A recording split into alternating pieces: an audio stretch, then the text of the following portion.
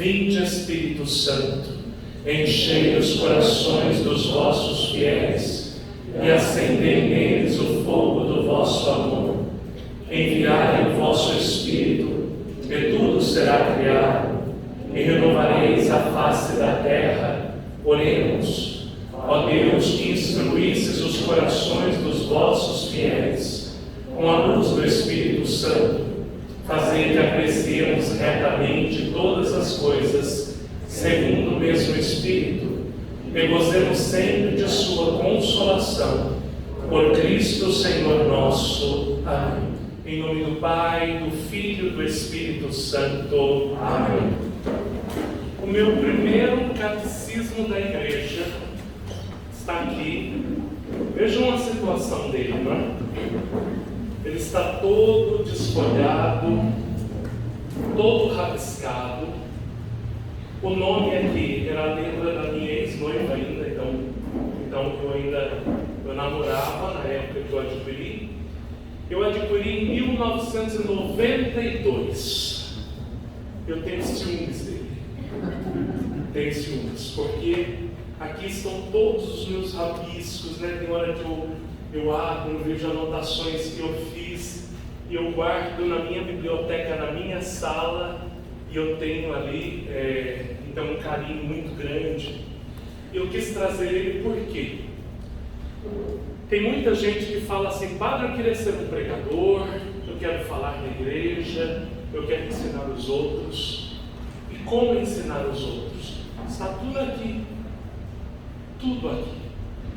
Então, gente, a primeira coisa que eu quero dizer, você que está aprofundando na fé católica, eu sei que a Adriana, os catequistas, estão certamente ajudando muito vocês, mas se querem mergulhar, precisam mergulhar na literatura, nessa literatura, valendo aos poucos, mas você vai encontrar um rio de conhecimento e de água viva, de graças, de bênçãos de Deus, tá? Primeira coisa, o que é sacramento? Quem sabe me falar? Não tenho medo, o padre é bonzinho. O que é sacramento? Então vamos lá, você precisa gravar isso. Sacramento é um sinal visível que traz por trás dele uma graça invisível. Tá? Entenderam?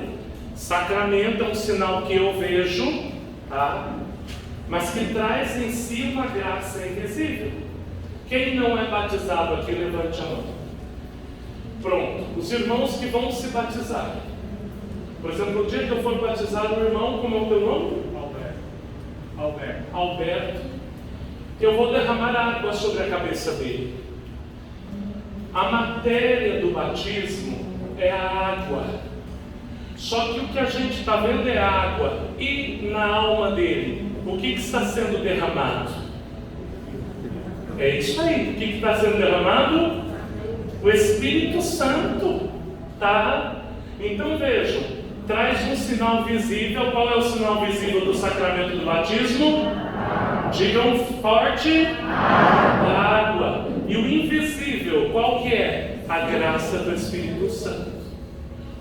Vai lavar os meus pecados e me tornar membro da igreja de Jesus Cristo. Perceberam? Por que Jesus deixou os sacramentos? Esse é outro ponto importante para você entender. Os sacramentos existem para te santificar. Deus vai derramando essa graça. E não é uma graça que para. É uma graça que vai estar constantemente em você. Por isso, quando nós somos crianças, a igreja fala batismo nos primeiros meses. Entenderam? Sim ou não? Sim. Por que a igreja quer isso? Para que aquela criança já receba a graça da salvação. Entenderam? Depois o que acontece? Vamos, gente, vamos participar, senão eu fico com vergonha. Depois, mais ou menos com 9, 10 anos, vai receber o quê? Primeira Eucaristia, não é? Então veja, de criancinha, bebezinho, recebeu o batismo, recebe a doutrina quando criança, para continuar na santidade. recebe a primeira Eucaristia, não é? Então assim, o Papa Bento XVI, que está vivo ainda, só um caquinho, diz que o momento mais importante da vida dele foi comungar pela primeira vez Jesus Eucarístico. Perguntaram para ele, uma criança perguntou para ele: Santo Padre, o que você falou para Jesus no primeiro momento que você recebeu a comunhão? Ele disse assim: eu pedi para Jesus nunca se afastar de mim. Olha que coisa linda, hein? Uma criança, não é? Pedi para Jesus nunca me deixar. Olha a oração que ele fez, oração verdadeira, né? O que é oração? Minha fala com Deus, estão entendendo? Tá?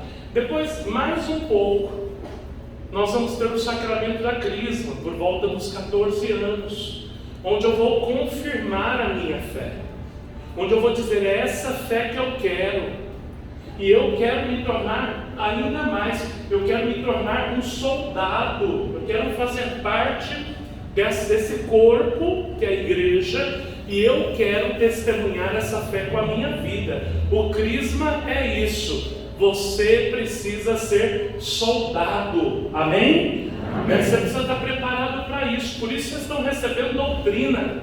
Para quê? Para que com vossas vidas, vocês já viram o exército no tempo, vamos lá, do Império Romano, das cruzadas, como que um exército ia para o ataque?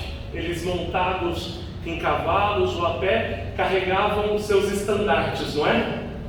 Nós somos os estandartes da fé em Jesus Cristo, amém? Isso é ser crismado, é ser no meio do mundo um discípulo de Jesus Cristo. Assim nós devemos ser.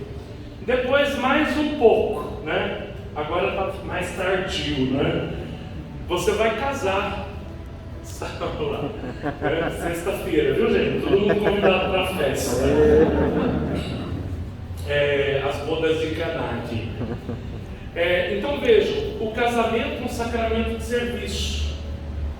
Você vai casar, depois quando você ficar enfermo, você vai receber a unção dos enfermos, né? E aí nós temos os sacramentos todos ao longo da nossa vida cristã.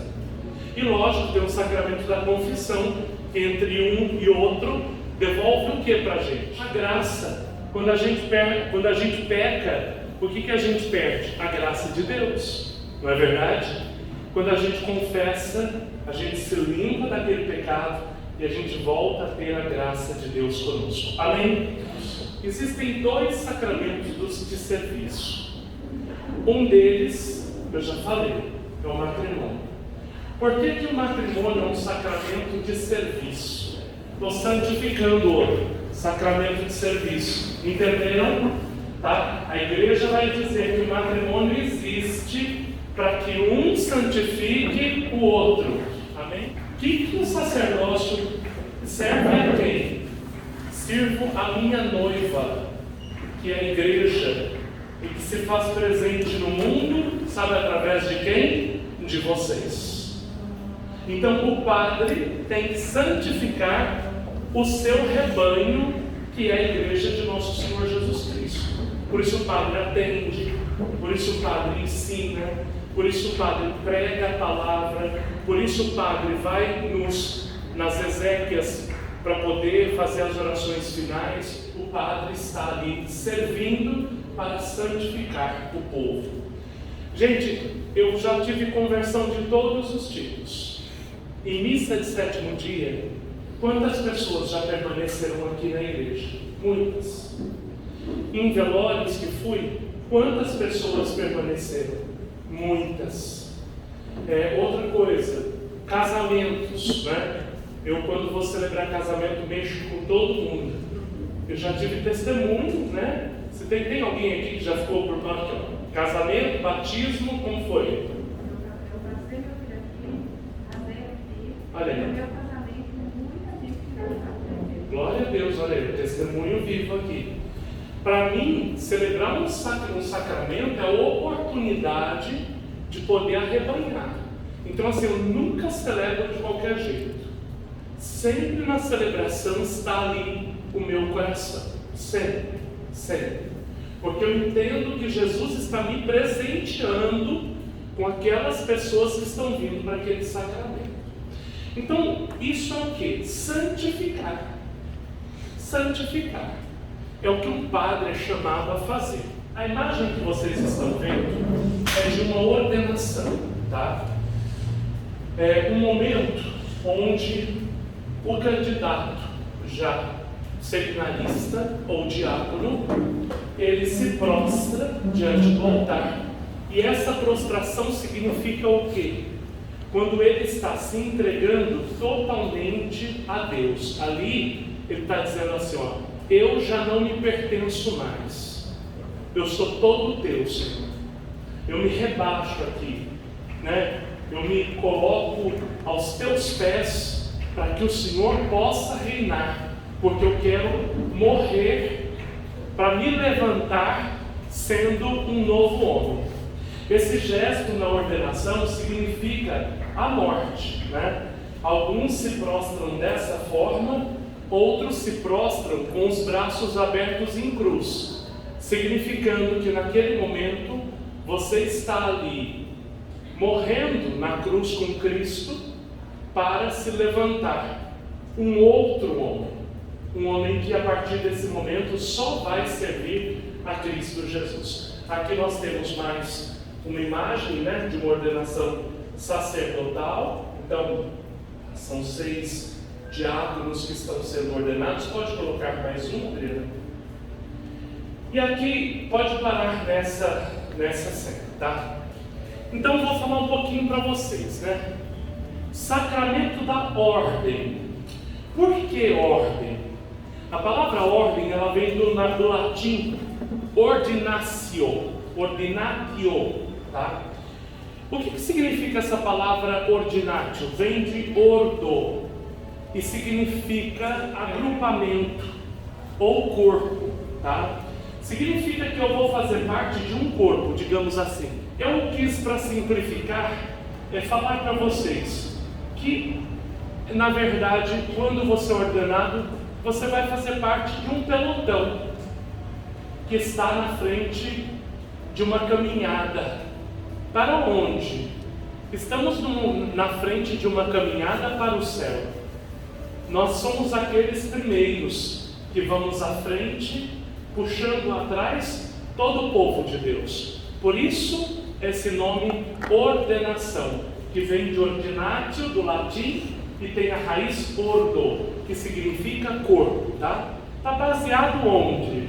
Hebreus capítulo 5, versículo 6, tá? Como também diz em outra passagem, tu és sacerdote eternamente, segundo a ordem de Melquisedeque. Muito bem, é isso mesmo. Vejam, Hebreus no capítulo 5 fala sobre o sacerdócio, tá? E vai falando do antigo sacerdócio e do novo sacerdócio. Então, o autor da carta aos Hebreus está justamente justificando, verificando por que Cristo é sacerdote. Então ele vai dizer assim, porque em outra palavra diz, tu és sacerdote eternamente, segundo o que? Perceberam? Segundo a ordem de Melquisedeque. Ninguém deu valor para quando eu falei sobre ordem, só que está na Bíblia.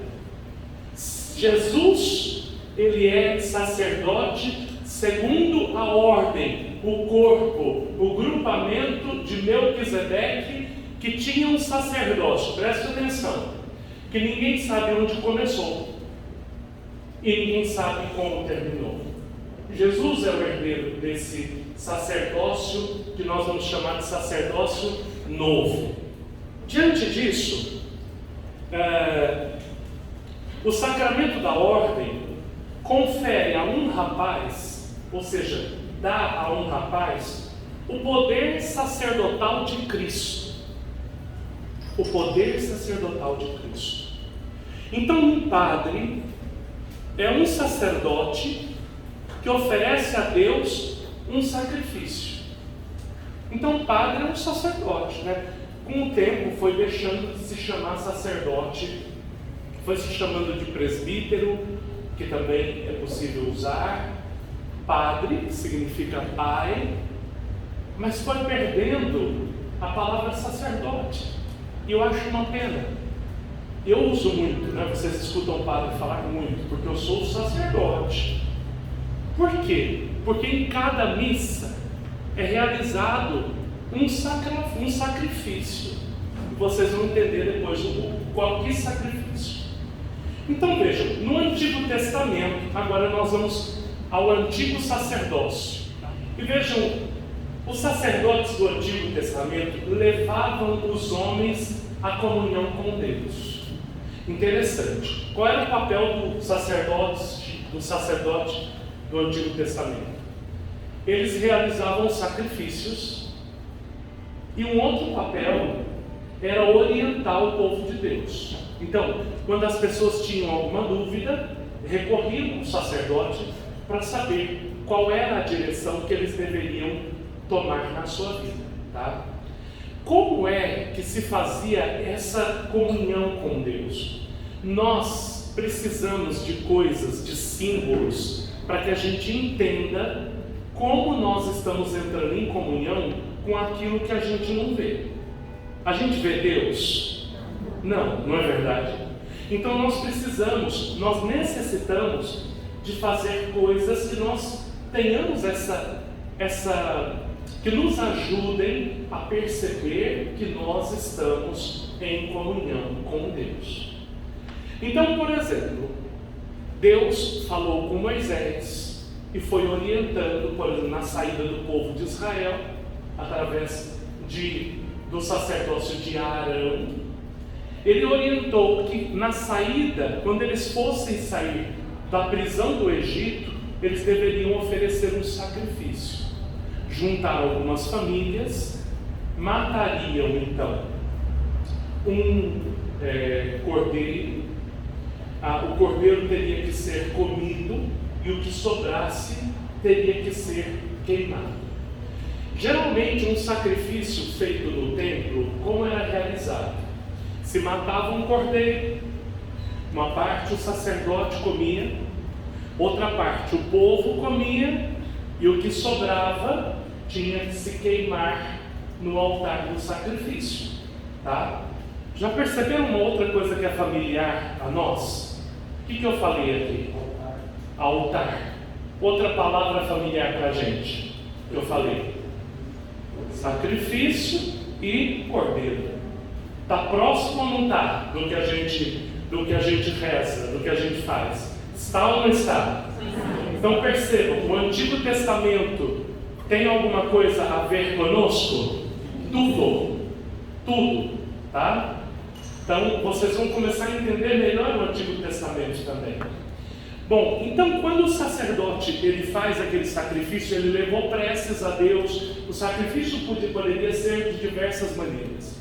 Sacrifício para agradecer a Deus, sacrifício mais importante, que era o de pedir perdão a Deus, numa festa judaica chamada Yom Kippur, onde se matavam o cordeiro ou alguma outra oferenda, o sacerdote colocava a mão no cordeiro para passar o pecado para aquele cordeiro, e olha só como era o pedido de perdão deles: eles matavam o cordeiro, depois eles pegavam o sangue e aspergiam o povo com o sangue do cordeiro.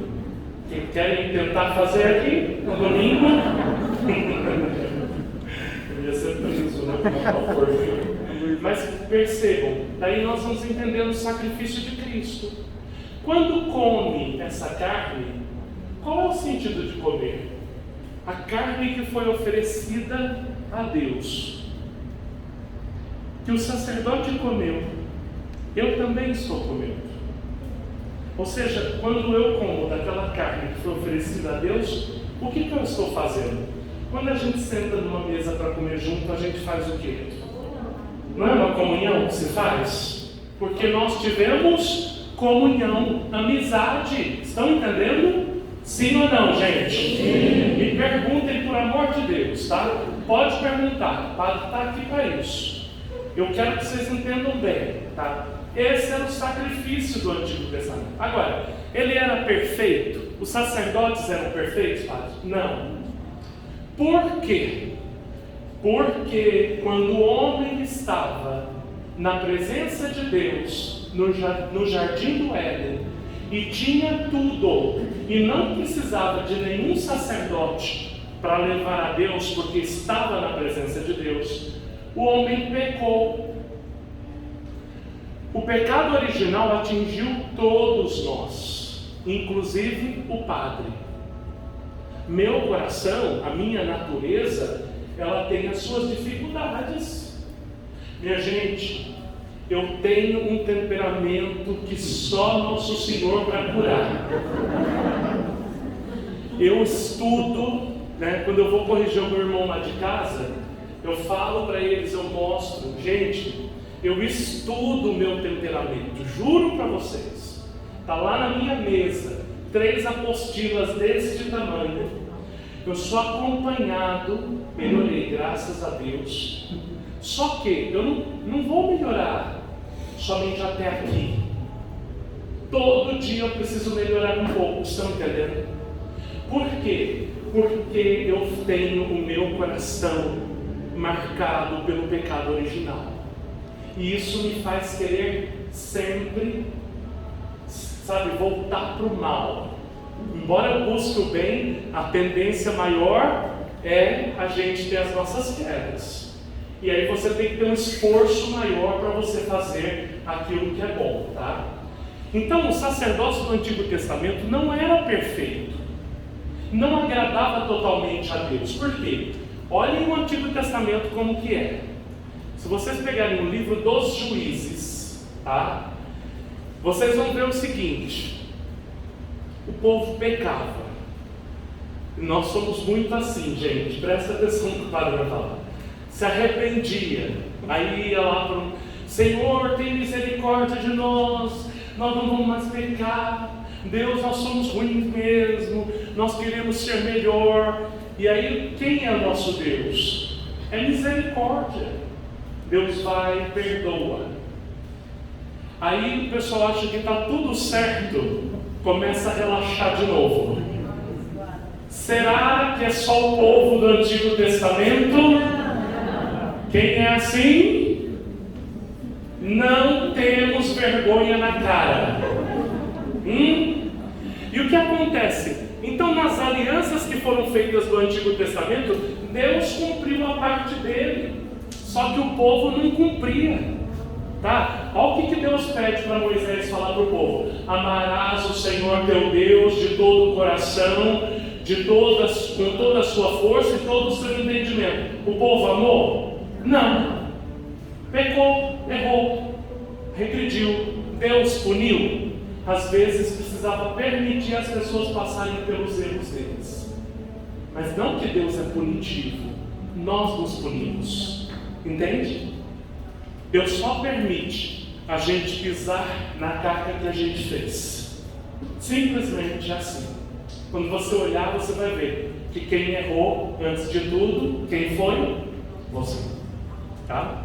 Vamos lá. Então esse sacerdócio não adiantava, precisava de um novo sacerdócio. E aí vem Cristo. Porque quando Deus viu que a coisa não dava certo, Ele fala o quê? Eu vou enviar o meu filho ao mundo. E o que Ele faz? Olha só, esse Filho de Deus, Jesus Cristo, tá? Não é filho, é a maneira, é como nós chamamos a segunda pessoa da Santíssima Trindade, tá? Ele não é criado, ele é gerado, tá? Prestem bem atenção nisso. Então, vejam, Deus então manda o seu Filho, Ele mesmo vem à Terra e mostra a face humana dele. Agora, tendo nossa carne, Ele era homem e era puro. Ele sim era o verdadeiro sacerdote, que não tinha mancha nenhuma, porque não tinha pecado. E agora Ele poderia oferecer um sacrifício que verdadeiramente ia agradar a Deus, que era feito por meio dos homens e que poderia devolver a amizade com Deus. Estão entendendo? Sim ou não? Sim. Vejam, as alianças que foram feitas com Deus, todas faliram. Por quê? Deus cumpriu a parte dele? Sim. Os homens cumpriram? Não. Agora, temos um homem, um novo Adão, que é Jesus. Que é homem por quê? Porque recebeu nossa carne. Porque sentia as dores. E agora ele pode oferecer sim um sacrifício perfeito. Porque não tem pecado. E porque ele é fiel e vai cumprir tudo aquilo que prometeu. Bom, Jesus então, ele é o sacerdote, ele é a vítima perfeita, porque não existia um cordeiro mais puro que ele, e ele, ao mesmo tempo, é o altar, e vai fazer essa nova aliança na cruz, através da sua morte e do seu sangue derramado. Por quê? O que é um sacrifício? Vocês nunca comeram galinha caipira, minha gente? Eu adoro quentinha, fresquinha. Nós temos um prato no Nordeste, pelo menos na minha região, porque muda muito o nome, chama-se galinha de cabidela. Tá? Ou aqui no interior de São Paulo é chin-chin, acho que eles chamam molho pardo, é chique. O que se faz? Como que se faz esse molho? Quando você vai para a gente comer a galinha, é feito o sacrifício da galinha, não é? Então a minha mãe matava, meu pai era moralista, tirava as pelinhas do pescoço, passava a faca, rapidamente ela já morria, e tirava o sangue, separava numa vasilhinha, colocava vinagre e aí batia para fazer o molho, tá? Tirar o sangue, separar o sangue do corpo, significa o quê? Sacrifício. Entenderam? Quando Jesus morre, e aquele soldado, apressadamente, ele vem e fura o lado de Jesus, e a lança vai transpassar, porque foi furado do lado direito, e transpassa e fura o coração. Naquele momento, sai todo o sangue e toda a água de nosso Senhor. Sacrifício concluído. Então Jesus nos levou à amizade com Deus, por quê? Porque ele era o novo Adão, um homem sem pecado. E como ele subiu aos céus e foi à direita de Deus, agora a humanidade estava redimida do primeiro pecado de Adão e Eva. Entenderam, meus filhos? Pronto, resolveu o problema. Eis agora um novo sacrifício. Eis agora um novo sacerdócio. Na última ceia, quando Jesus antecipou, começou esse sacrifício, quando ele pega pão e parte e diz: isto é o meu corpo dado por vós, e diz, pega o vinho e diz: isso aqui é o meu sangue derramado por vós. O que ele está fazendo ali? Ele vai dizer depois: façam isso em memória de mim. Para quem que ele disse isso? Quem estava com ele na última ceia? Os apóstolos. O que ele está fazendo aqui? Instituindo sacerdotes. Estão entendendo? Agora, a partir daquele momento, Jesus, através do novo sacerdócio e do único e eterno sacrifício, ele achou um meio de estar conosco para cumprir a palavra de Mateus até o fim do mundo. Através do quê? Da Eucaristia, onde Jesus está presente. Corpo, sangue, alma e divindade. Amém? Amém. Para a gente ter Jesus até o fim do mundo, o que nós precisamos ter? Um sacerdote. O sacerdote do Novo Testamento, o que ele é? Ele vai agir em latim, e São Tomás de Aquino vai dizer, ele vai agir in persona Christi Capitis. Muito bem. Então, a partir dos apóstolos, quando eles celebram a Eucaristia, e eles repetem as palavras de Cristo, o que acontece? Eles ali receberam uma graça de que todas as vezes que renovassem as palavras de Cristo, portanto eles são somente um instrumento, e vão se utilizar das palavras de Cristo para que aconteça aquele mesmo sacrifício, para que ele seja renovado todas as vezes que for celebrado a Eucaristia. Todas as vezes é Cristo que está presente. Cristo que está presente. Então vejam, o sacerdote, ele é ministro de Cristo, tá? Ou seja, Cristo se utiliza do sacerdote enquanto ele está em serviço. Então ele age, nós falamos in persona Christi, tá? Vamos repetir, in persona Christi. Tá, quando ele age em persona Christi? Quando ele está celebrando os sacramentos. Os documentos da igreja vão dizer assim: quando acontece um batismo e o padre está batizando, na verdade é Cristo que batiza. Viu, Alberto? Quando está celebrando a Eucaristia, gente, para mim isso não é normal. Eu falo isso e fico até hoje, depois de 12 anos, arrepiado. Quantas vezes celebrei a missa e nas palavras da consagração, ali meu coração se uniu de tal maneira ao coração de Jesus, sabe, que eu me sentia ali dilacerado com Cristo, dilacerado, né? Então, quando o padre está celebrando a missa, é Cristo, é Ele que está ali no altar. Ali tem que se apagar o sacerdote, o padre Ailton tem que morrer, e a voz do padre tem que ser a voz de Cristo, e somente Cristo tem que aparecer. Por que o padre coloca essas vestes bonitas, que tem que ser usada, para que se apague a pessoa e apareça as vestes que representam Cristo, a divindade de nosso Senhor Jesus Cristo? Estão entendendo?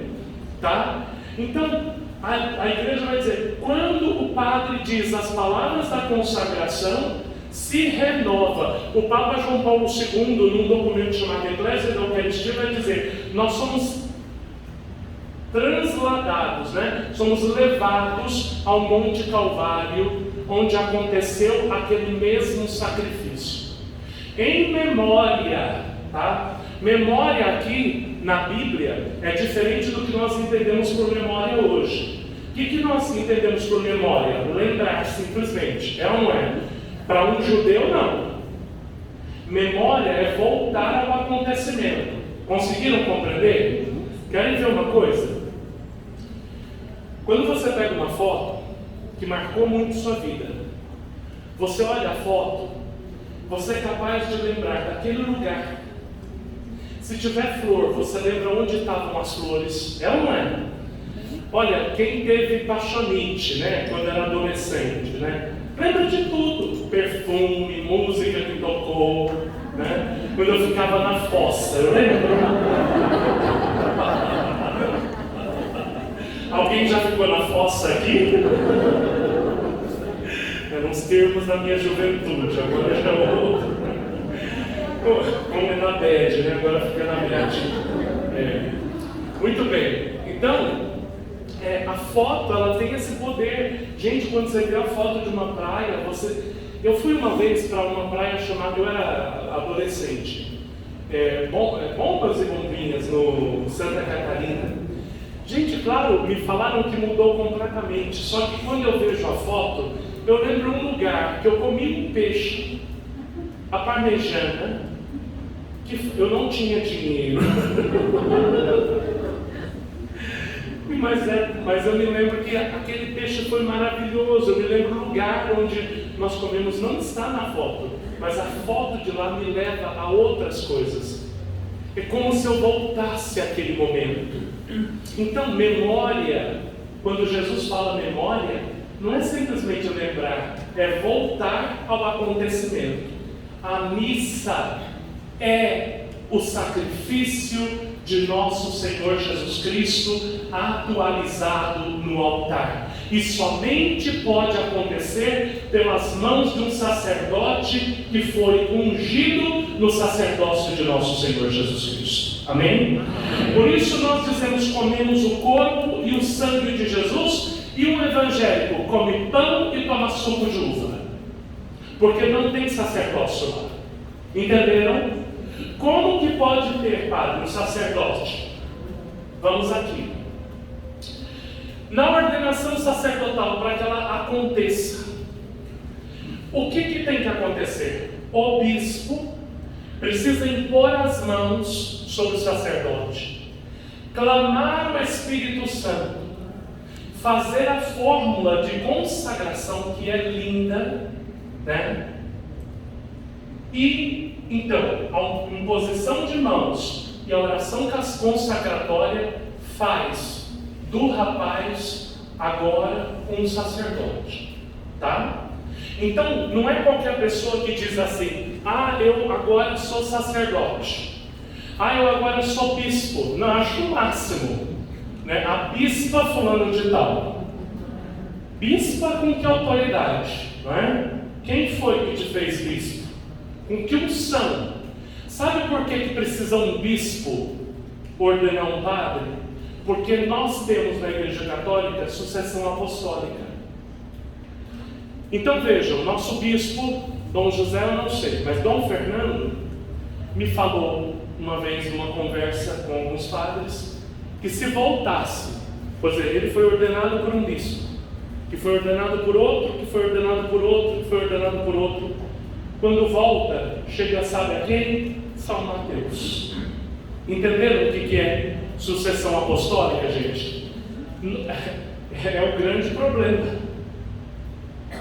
Nós somos a igreja que surgiu ali de Cristo. Tem sucessão apostólica porque foi o poder sacerdotal. Cristo conferiu a eles e eles conferiram a outros. Tá bom?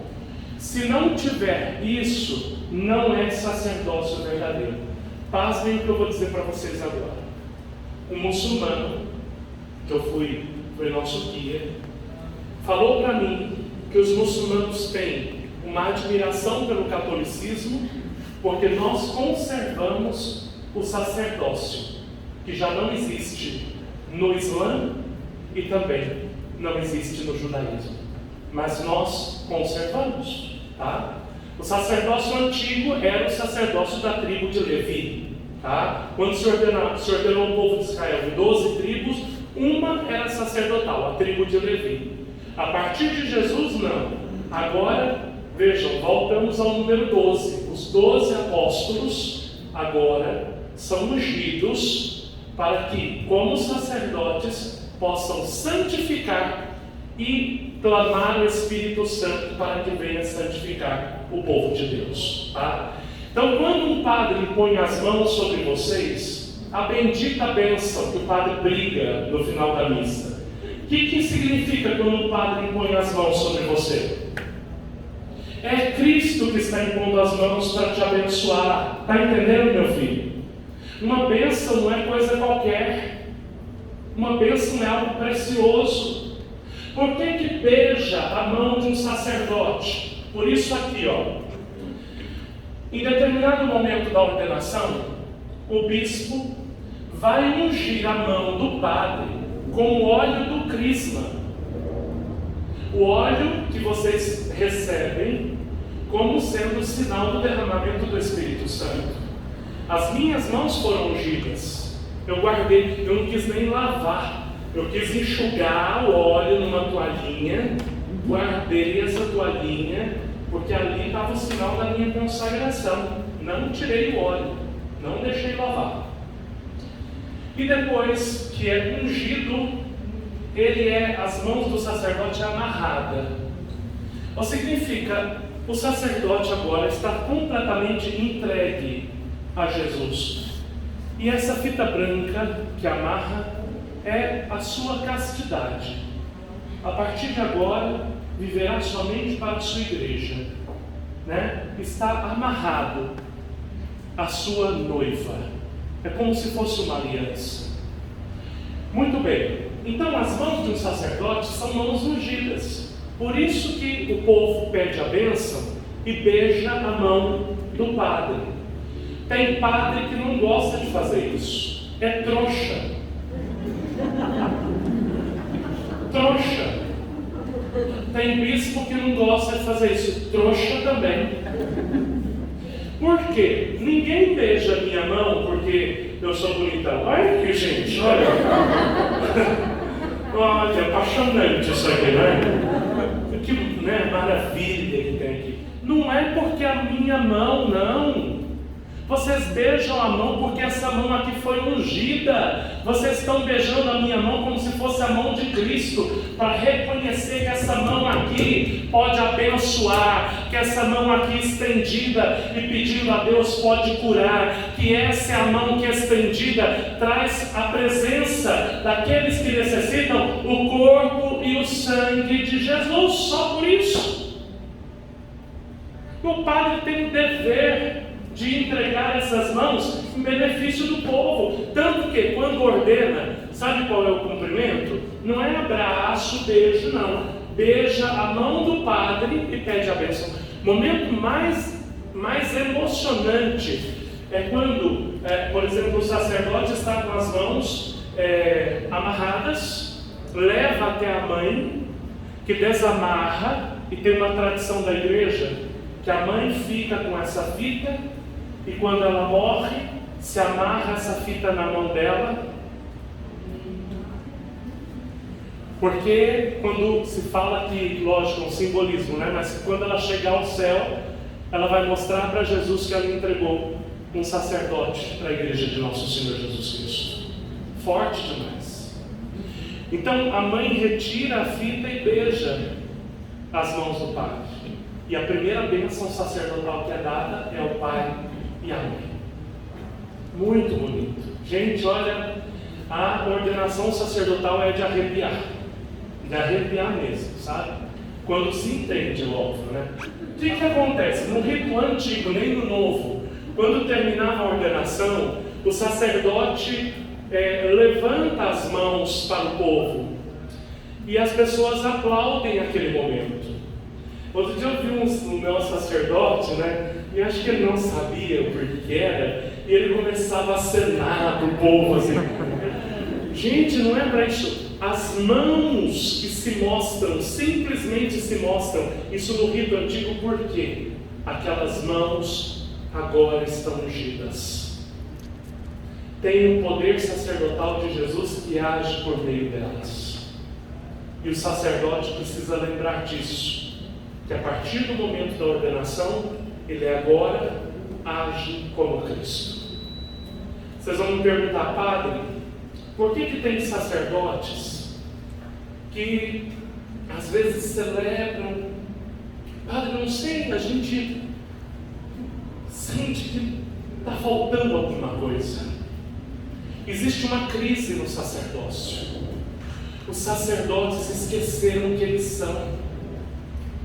O sacramento da ordem, uma vez que ele é derramado, não tem um sinal visível que traz uma graça invisível?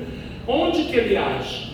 Qual é a graça que traz o sacramento do batismo? Lavar os pecados, vocês recebem o Espírito Santo, mas se fala que é um sacramento indelével. Vocês já ouviram isso? O que é isso? Uma marca. Então, marcou como? Fez com que a tua alma ela seja semelhante à de Cristo. Essa é a marca. Cristo está presente em você. Tá? É indelével por quê? Quando a gente se suja, passa a cândida, acabou. Só que essa marca ninguém pode tirar de você. É a marca da promessa daqueles que subirão aos céus na segunda vinda de nosso Senhor Jesus Cristo. Amém? Aplaudir, né, gente?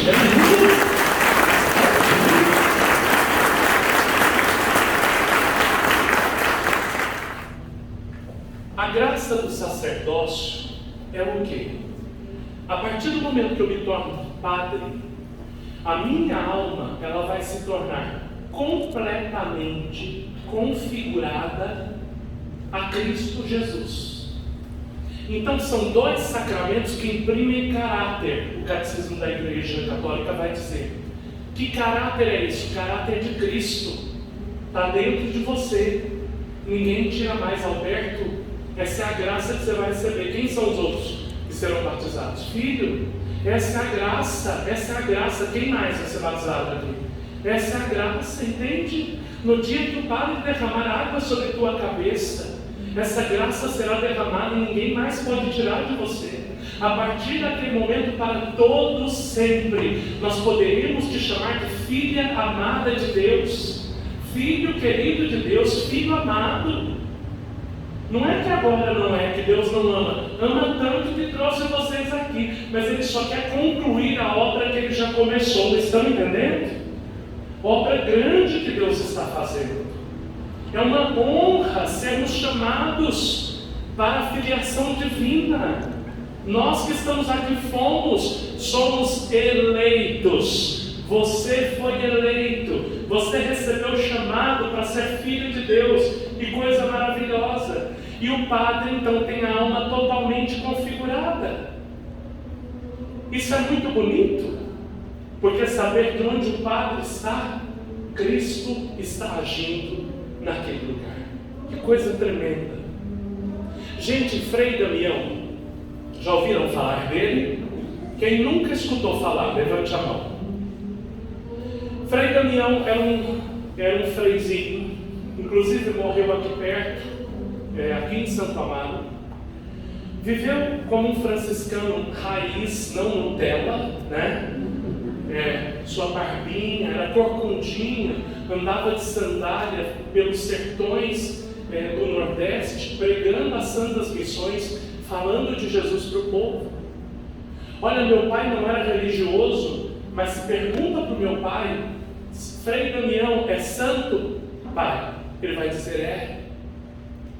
Ele, meu pai, me fala que viu aquele homem andar sem tocar o chão. Então, assim, se fala muita coisa de milagres que aconteciam simplesmente por um homem que não tinha nada de mais, mas a sua pobreza, a sua piedade, sua forma de ser, a forma de anunciar. Não, era bravo, não é? Falava as coisas na lata, não tinha politicamente correto, não, mas santificava o povo. Então, esse homem, que ainda nem canonizado foi pela igreja, mas o povo canonizou. Por quê? Porque enxergava naquele frei a figura de Cristo. Então, quando o padre reza e acontece uma graça, não é porque o padre é bom, é porque o padre tomou consciência daquilo que ele é, instrumento de Deus. Tem um livro que não vende mais. Se tivesse vendendo, eu falaria para vocês. Chama-se O Papa dos Milagres. É sobre São João Paulo II. Maravilhoso de ler. Lê em 2 dias, porque você não quer parar. O que esse livro conta? Conta os milagres em vida que São João Paulo II fez. É impressionante. Sabe quem conta? Um jornalista que nem cristão era, mas que ficava impressionado com os milagres que ele viu ao longo da vida de São João Paulo II. Tem uma cura no México de um menino com câncer em fase terminal. A mãe levou ele e falou que do jeito que João Paulo II desceu do avião, parece que ele avistou o menino e ele foi direto no menino. Beijou o menino por uma semana depois ele estava completamente curado.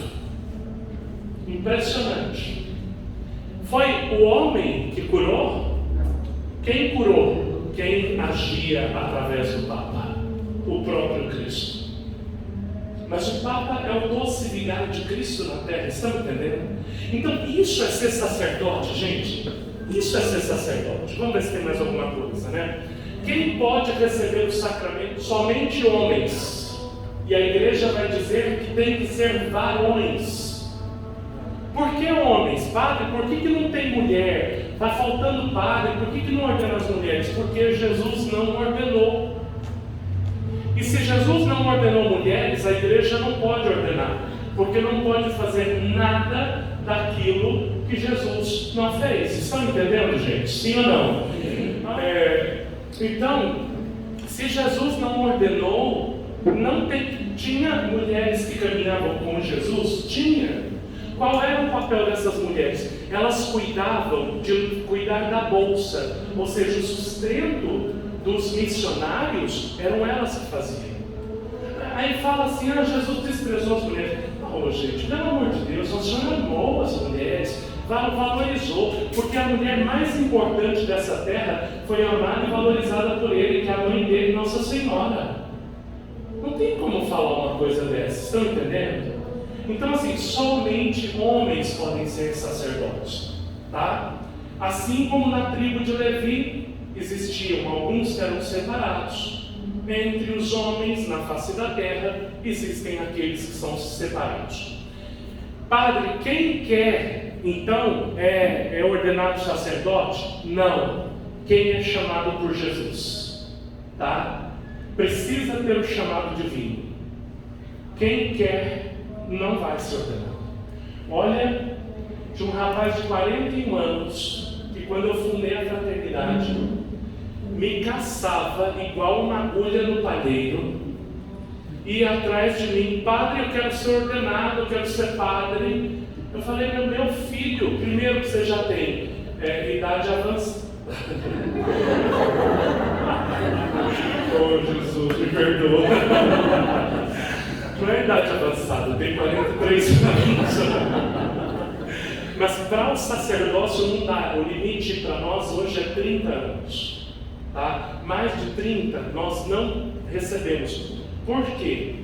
Porque com mais de 30 anos a pessoa ela já viveu as experiências da vida e ela não vai estar tão aberta à formação como os rapazes de 18, 19, 20, até 30 anos estão abertos a serem formados.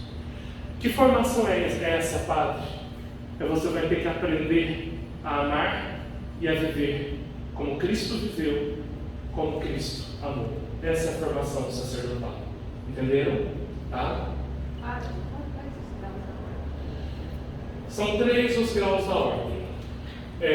Diaconato, tá? Presbiterato e episcopado. A plenitude do sacerdócio se dá com a ordenação episcopal. Por isso, nós temos a ordem na igreja.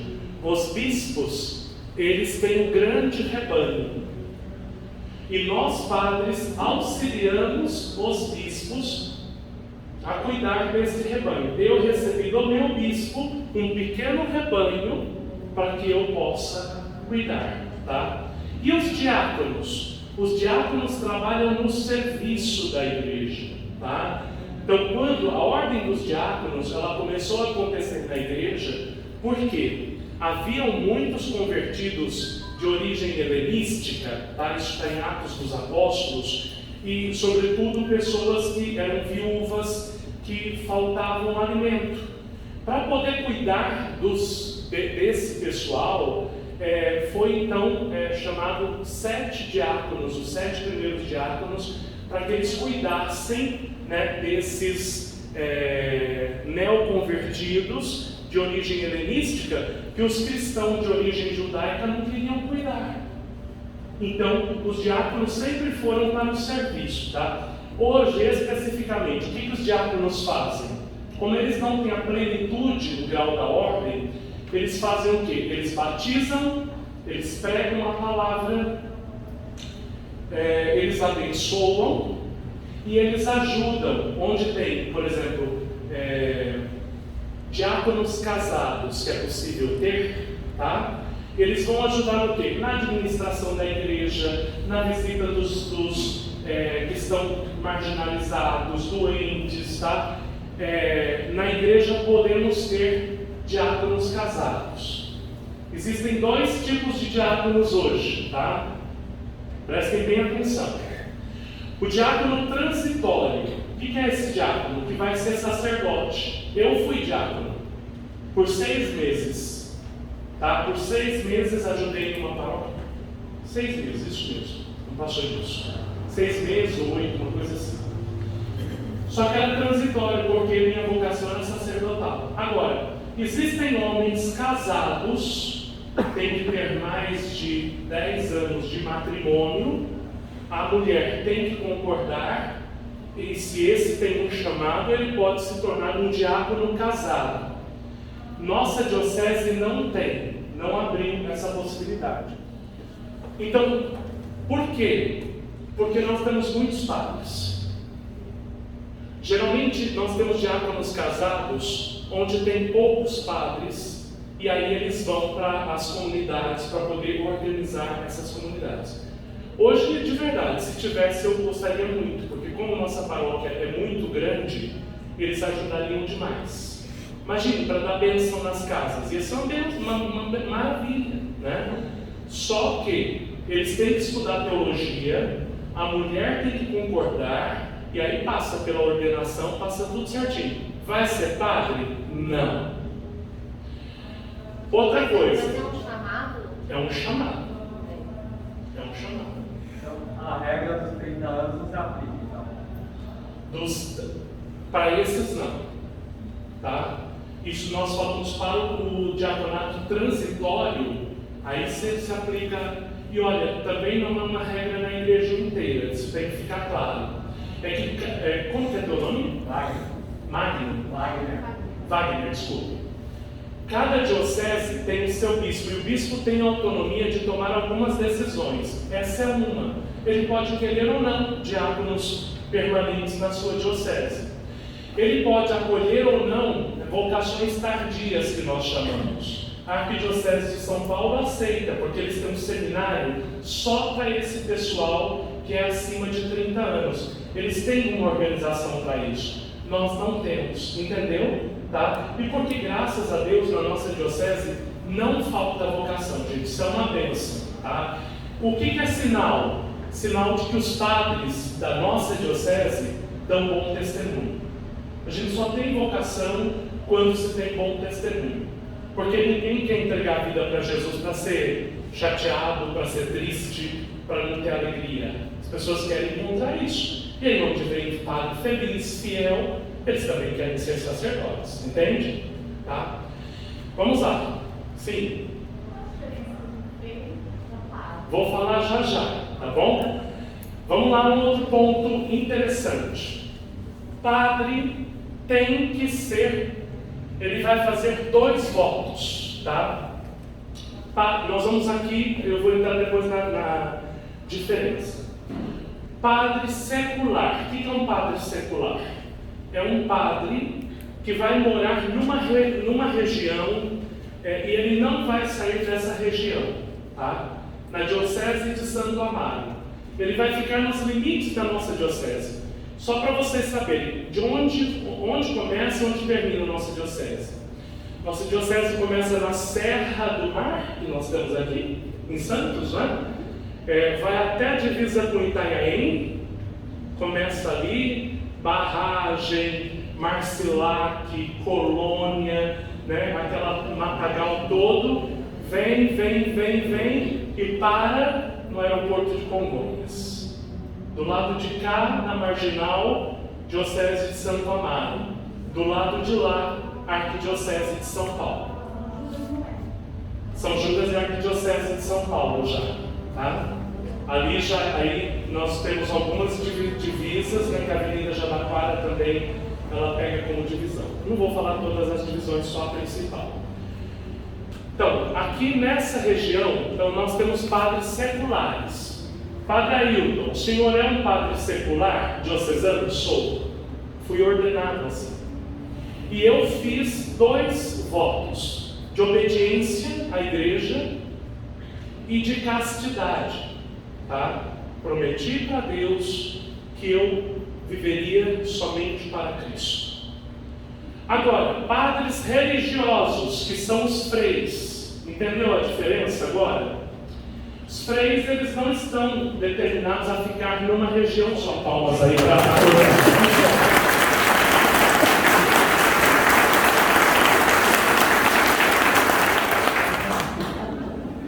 muito bom. Então, padre religioso é aquele que faz 3 votos: obediência, castidade e pobreza. Esse vai ser missionário, vai viver no meio do mundo, vai aonde a igreja pedir, vai encontrar os pobres, porque quis viver para esses, entende? É um freio, tá? Só que qual é a diferença? O freio pode ser padre e pode também não ser padre. Os irmãos da Fraternidade São João Paulo II, eu hoje estou fazendo o caminho para me tornar um religioso, ainda não sou, faço o caminho. Já fiz o voto de pobreza, mas eu mesmo, ainda não reconhecido pela igreja, tá? Mas já fiz, então não tenho bens. Poderia ter, padre? Por enquanto poderia, mas eu não quero. E os meus meninos, a gente chama eles do quê? De irmãos, né? Irmão Barnabé, irmão fulano de tal, irmão... Exatamente. Irmão, frei, frater. É tudo a mesma coisa, só muda a terminologia. Pode ser, já é um religioso, entende? E eles já professam, alguns já, os 3 votos: pobreza, castidade e obediência, tá? Então, alguns vão ser ordenados. O irmão Samuel, o irmão Barnabé, daqui 2 anos, com a graça de Deus, já serão padres, tá? Mas por hora, eles já são freis ou irmãos, já têm a vida religiosa, mas ainda não são ordenados. Conseguiram entender essa bagunçaiada toda, tá? Pode falar. Madre é religiosa, só que religiosa, freira, tá? Frei, freira. A madre é a superiora geral de uma casa de freiras, tá bom? Então, não pode ser ordenado, mas vive os 3 votos: pobreza, castidade e obediência. As freiras, qual é o serviço que prestam à igreja? Sustentar a igreja na vida de oração e ir ao encontro dos necessitados. Por isso temos freiras em escolas, em hospitais, no meio dos pobres, no meio do mundo. Temos freiras enclausuradas que sustentam a igreja na oração. Essas mulheres são um fenômeno. Tá?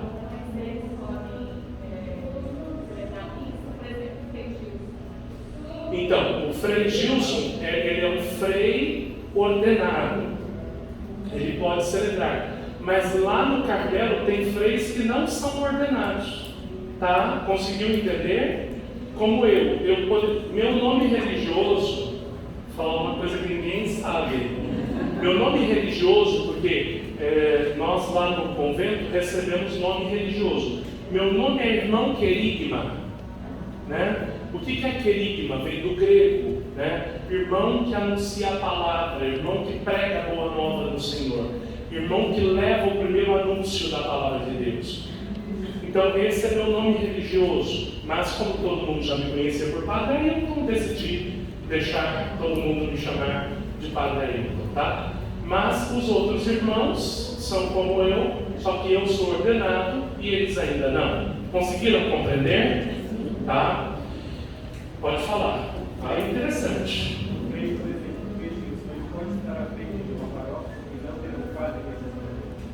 Sim, ele está à frente de uma paróquia, ele é pároco da paróquia dele, e lá não tem padre secular, porque ele responde para a diocese como um padre normal, tá? Como eu também.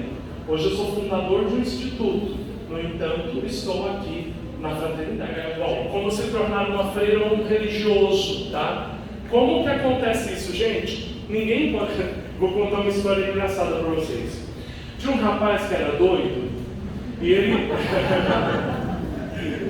ele já, lá no seminário de teologia da diocese, lá na cidade de Dutra, ele pegava, jogava a bolsa dele com a roupa para dentro do seminário, tocava a campainha, na hora que a gente atendia, falou assim: "Ô, eu vim ser padre." E a gente tinha que falar: "Meu filho, não era assim." Aí ia lá, pegava a mala e entregava para ele. Cansou de fazer isso, né? Um outro dia, entrou, era um dia de faxina, era uma sexta-feira, entrou correndo no seminário de filosofia, eu era novo no seminário, foi onde estava o canil, pegou, se amarrou com a corrente do cachorro, né? Mandou chamar o promotor vocacional e falou assim: eu só saio daqui, padre. Vamos chamar a polícia para tirar. Não saía de jeito nenhum. Então não adianta você querer ser. Outro dia, uma moça aqui vinha correndo atrás de mim dizendo assim: padre, fala com a freira fulana de tal, porque eu quero ser irmã. E ela não quer deixar. Meu Deus, o que eu vou fazer? Se a responsável enxerga que não existe vocação, não tem o que fazer, porque para ser freira ou para ser padre é preciso ser chamado por Deus, para ter uma vida de abandono completo. Pai e mãe não tem que se abandonar quando tem os filhos e viver para os filhos. A minha vocação é me abandonar para viver para vocês, tá? Pois não, filha?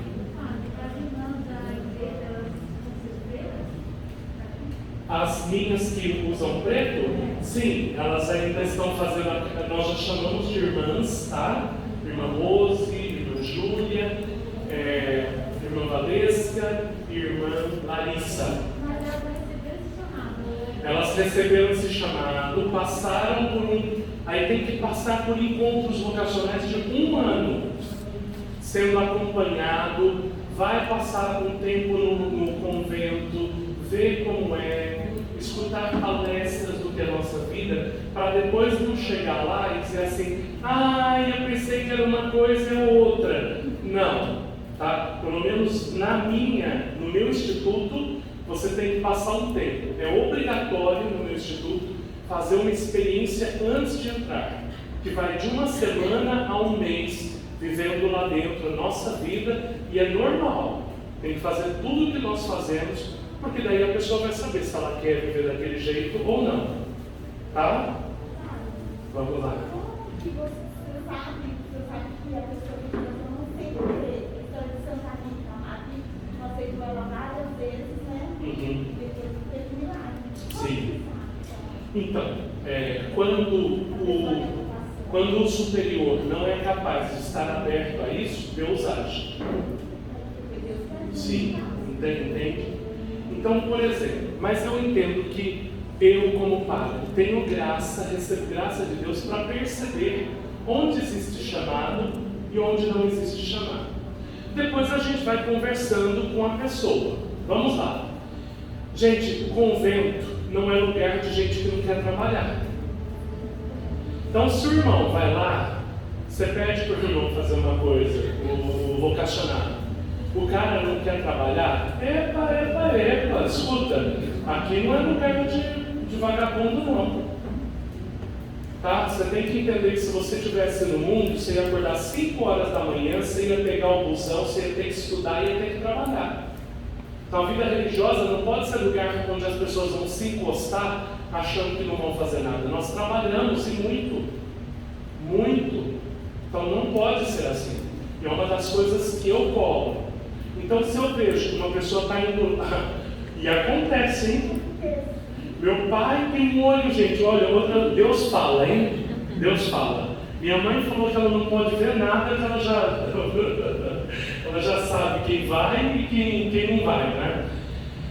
Falei com o rapazinho que veio fazer o vocacional, chegou no dia, a gente tinha que tirar uns entulhos de um lugar que a gente estava fazendo a obra. Eu falei: epa, hoje é um dia bom para ele, né? Falei: vai lá, já pedimos a caçamba e agora vocês vão lá tirar um entulho. O menino chegou lá e falou: tem uma rinite.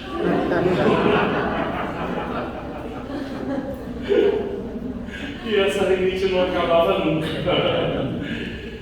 Aí eu cheguei para ele e falei: filho, foi muito sincero comigo. Falei: filho, você precisa amadurecer como pessoa. Você não está preparado nem para ser padre e nem está preparado para a vida. Você precisa enfrentar a vida. vá fazer a experiência de estudar e trabalhar. Depois nós conversamos. Entenderam como é o processo, gente? Tá? Então, onde a gente vê sinal? Quando nós percebemos que a pessoa, ela é uma pessoa como qualquer outra, mas ela está abrindo mão dos sonhos dela, porque ela é apaixonada por Jesus. Para casar, precisa ter paixão? Precisa ter amor? Para ser padre, vocês acham que precisa ter paixão? Precisa ter amor? Se não tiver, não é vocação. Entenderam? Consegui responder? Mais alguém? Aqui. Padre, dentro da igreja existe alguns graus. Por exemplo, você é padre, o bispo, o arcebispo e o papa. Vocês sobem esses graus? Eu vou explicar o que é isso, tá? Ela fez uma pergunta interessante. Existe na igreja, vamos lá, padre, diáconos, padres, bispos, depois vocês vão ouvir falar em arcebispo. Antes de arcebispo, monsenhor, já ouviram falar? Né? É monsenhor, não é monsenhor, não é nem monsenhor, tá? Monsenhor, depois nós vamos ter cardeais.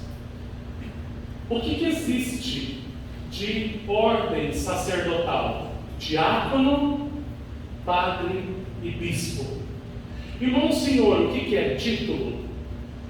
Padre e arcebispo, título. E cardeal, título. E papa, título. O que é o papa? É o bispo de Roma.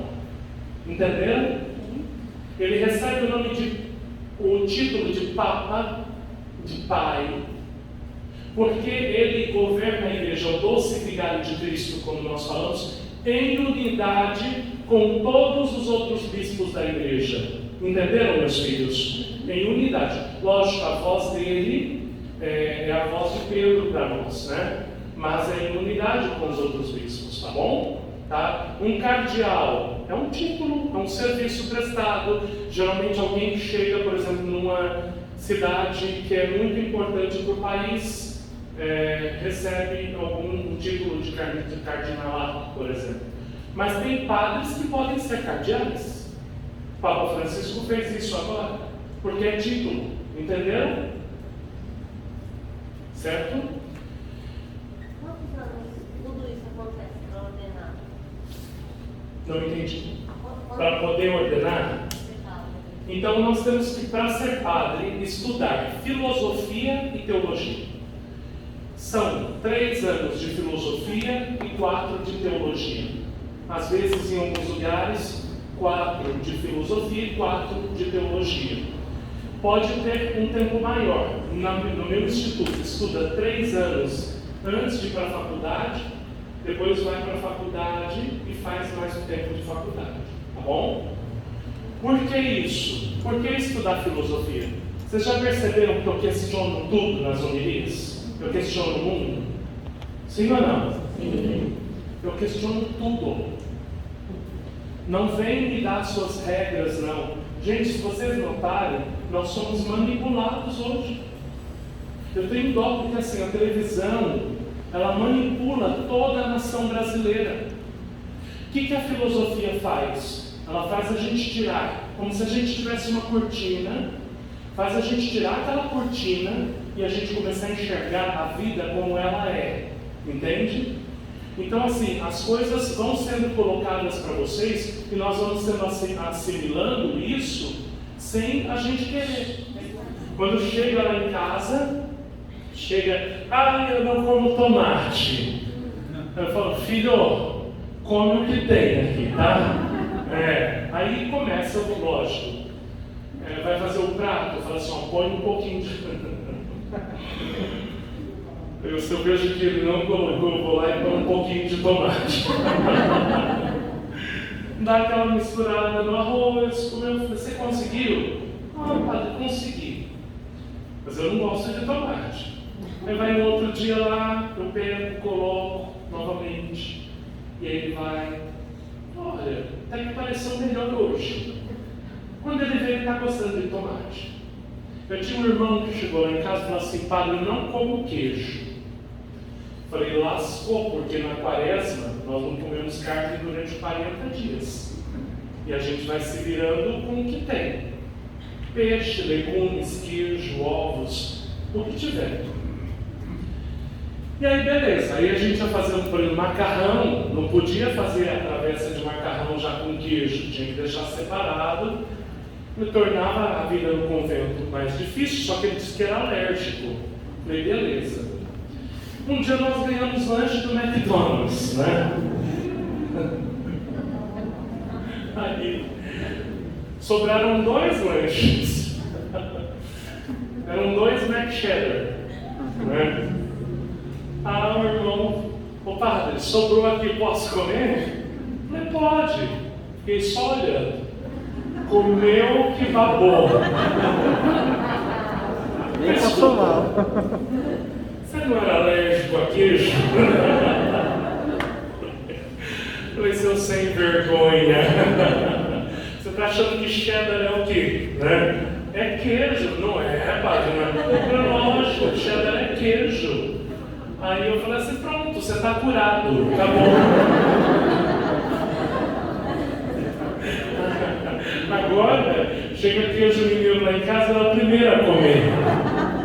Então, prestem atenção. Eu não sei se vocês entenderam a analogia que o padre foi fazendo.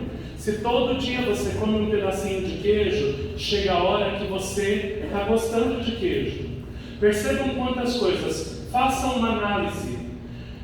O número de divórcios que nós tínhamos no Brasil, a partir de algumas novelas que foram passando, tá? Depois eu posso passar alguns títulos de novelas, mas primeiro foi o divórcio, tá? Depois eu vou fazer uma outra coisa para vocês. Como é passada a figura de padre numa novela? Vocês já notaram? Ou ele só come, ou ele tem uma vida errada, ou ele é homossexual, ou ele é um garanhão. É ou não é? Tá? Por que se faz isso? Vocês acham que, porque é o reflexo daquilo que acontece? Se acontece, por que não tem um Frei Damião numa novela? Não vou falar de... Entenderam? Por que não mostram um Padre Pio? Porque tem má intenção. Porque queriam quebrar a moral de uma classe e conseguiram. Qual que é a questão? Nós todos, a gente cresce com valores, a gente chama de paradigmas. E o que se faz através dos meios de comunicação? Quebram os paradigmas que a gente tem para colocar paradigmas novos. Por que tem que estudar filosofia para entender isso? Se eu não entender o mundo, eu não consigo orientar vocês. Estão entendendo, meus filhos? E eu preciso orientar não para a morte, mas para a vida. Eu preciso fazer o caminho contrário. E teologia, porque, pelo amor de Deus, se o cara não souber falar de Deus, não souber a Sagrada Escritura, pelo amor de Deus, vai então ser agricultor, borracheiro, qualquer coisa, mas menos padre. Não dá. Já para ser padre, precisa amar as coisas de Deus, né? Eu gosto, né? Eu pus uma foto da homilia que eu preparo. Demora, às vezes é cansativo, me leva muita coisa, mas eu faço com prazer. Eu amo isso. Foi o que eu escolhi. E o que Deus confirmou na minha vida. Vamos lá. Como e quando perceber seu chamado? Gente, está muito demorado? Não. Vocês vão ter que pagar médico para mim depois. É o seu chamado, é só uma pergunta sua. Eu senti o meu chamado quando eu tinha 16 anos. Só que a minha mãe falava, e meu pai, meus tios, que quando eu era criança, com uns 3 anos, eu brincava de missa. Com 16 anos eu, do nada, fui numa ordenação e naquela ordenação fui meio que impactado, assim, uma coisa mexeu meu coração e aí eu fui sentindo aquela vontade de ser de Deus, vontade de me entregar para Deus, só que ao mesmo tempo eu estava na minha juventude, né? E eu gostava bastante de namorar, né? E aí, né? Quer dizer, tinha aquele chamado, mas ao mesmo tempo eu queria namorar. Eu fui vivendo essa crise até eu perceber que eu amava mais a Deus e que somente o amor dele me completaria e não o amor dessa terra. Então eu digo que para perceber se é vocação ou não, você tem que entender: uma pessoa dessa terra não pode me completar, só o amor de Deus me completa. Aí é certeiro, aí você pode seguir sua vida, tá? Porque São João Paulo II fala: só um coração apaixonado é capaz de ser fiel a Deus, tá bom? Foi assim, aí eu confesso, namorei 8 anos, 6 de namoro e 2 de noivado, estava prestes a casar, mas aí percebi, tive coragem, foi difícil, foi muito difícil para mim, e até porque assim, quando eu fui terminar meu namoro, eu pensava como ela ia ficar. Então eu rezei muito e olha, Deus não falha. Ela 2 anos depois estava casando, muito bem casada, com uma pessoa maravilhosa, que eu conheci na escola, né? Uma pessoa boa. Hoje tem filha, está super feliz, tá? Vocês vão perguntar: padre, vocês se falam? Não. Porque uma vez que ela escolheu o caminho dela e eu escolhi o meu caminho, ela tem que ser feliz no caminho dela. E eu preciso respeitar o espaço dela e ela precisa respeitar o meu espaço. Entenderam? Tá? Como e quando... Tá, vamos lá. O que mudou na sua vida depois que entrou para o seminário? Acho que o mais difícil para mim foi a obediência. Na vida fora do seminário, você faz o que quer na hora que quer. Dentro do seminário, você vai fazer, você é livre, mas, por exemplo, você vai cortar o cabelo. Se fosse num horário que estava dentro das minhas atividades, eu tinha que falar para o meu reitor: reitor, eu vou fazer tal coisa. Entenderam? Então, tudo eu tinha que pedir permissão. No início foi difícil. Hoje eu vejo que a maior graça que eu recebi foi saber viver a obediência. Tá? Já questionou sua fé e sua vocação? Nunca. Minha fé, eu tenho plena convicção. Nossa, gente, eu já vi coisas demais assim. Deus me testemunhou muito já. Muito, muito, muito. Eu vou dar um testemunho. Eu fui, essa semana, mesmo sem poder, mas uma pessoa tinha tentado tirar a vida. Me chamaram desesperado: padre, essa pessoa, minha amiga, tentou tirar a vida, está muito mal, o marido dela me ligou, e eu fui lá. E essa pessoa era evangélica, era de uma outra fé. E aí eu fui, mas meio desconfiado, porque como é que vai me receber, não é? E fui, sentei, comecei a conversar da vida, né? Tomei um cafezinho. E aí, quando eu achei a chance, comecei a entrar na conversa. E aí comecei a falar com ela, e aí ela começou a abrir e falar que ela tinha uma dificuldade com Deus. Eu mostrei para ela qual era a dificuldade. E falei para ela que a vida nossa, se você não tem Deus como sentido da tua vida, o que tem sentido nessa vida? Nada. Gente, nós vamos passar por decepções? Sim ou não? Sim. Muitas, tá? Se preparem. Muitas. Traições, vamos passar? Muitas. Muitas. De todos os lados. Tá? Deus queira que não aconteça no matrimônio. Se acontecer, você tem que estar preparado também para saber perdoar. Nós vamos ganhar e vamos perder. Entende? Tudo que a gente tiver aqui, nós não vamos levar nada. E hoje, com esse Covid, a gente nem sabe se a gente vai poder aproveitar. É verdade ou não que o padre está dizendo? Gente, morreu um amigo do irmão Gabriel de 20 anos. 20 anos. Percebam qual é o grande medo que nós temos hoje enquanto sociedade. Pavor da morte. Pavor. Só que todos nós um dia vamos morrer. Para nós, morte não é morte. Morte é início da vida. Entenderam?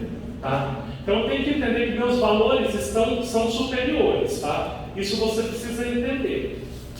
Então eu comecei a falar com essa moça e falar, ó, Deus não te abandona, Ele cuida de você. Você em algum momento falhou, você em algum momento quis achar um Deus que não era Deus, na verdade. Você simplesmente falhou. E aí fui falando com ela, rezei por ela, abençoei ela, nem olhei, né? Fechei os olhos e rezei para não ver. E aí eu falei assim, ó, minha parte eu fiz, agora domingo eu quero você na missa. E ela veio. Isso é prova de Deus ou não é? Quantas pessoas eu fui abençoar que falam, padre, fui curado. Quantas pessoas engravidaram, sabe? Quantas pessoas estavam sem esperança e retomaram a esperança da vida. Às vezes não é milagre sobrenatural, mas às vezes a pessoa não tinha sentido para a vida, ela encontrou, sabe? E Deus faz assim conosco, né? As formas de Deus agir, eu não sei. Eu só sei que eu sou instrumento dele. Como ele usa, eu nem sei. Quando a pessoa me conta um milagre, eu começo a chorar. Porque eu fico inconformado. Eu falo, Deus, olha o que o Senhor é. Não me acho bom. Só acho assim, olha, o Senhor é capaz de usar de mim para realizar uma graça na vida de alguém. É muito, não é, gente? Eu falei, meu Deus, como pode um gordinho, pecador, e o Senhor usa, né? Deus é muito bom, gente, né? Bom o tempo todo, entende? Então, assim, eu nunca questionei a minha fé e a minha vocação. Eu vou dizer para vocês que um dia eu estava chateado. Não foi questionamento de vocação. Estava chateado, com frescura, na verdade. Com frescura.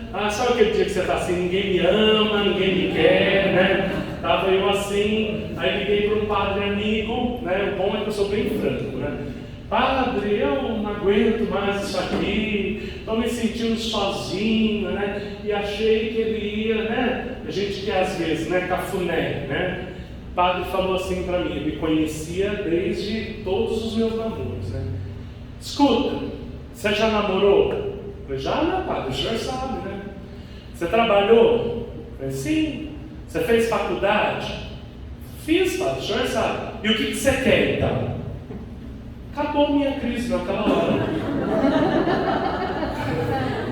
Voltei para dentro do meu quarto lá, fui rezar, fazer minhas coisas, acabou.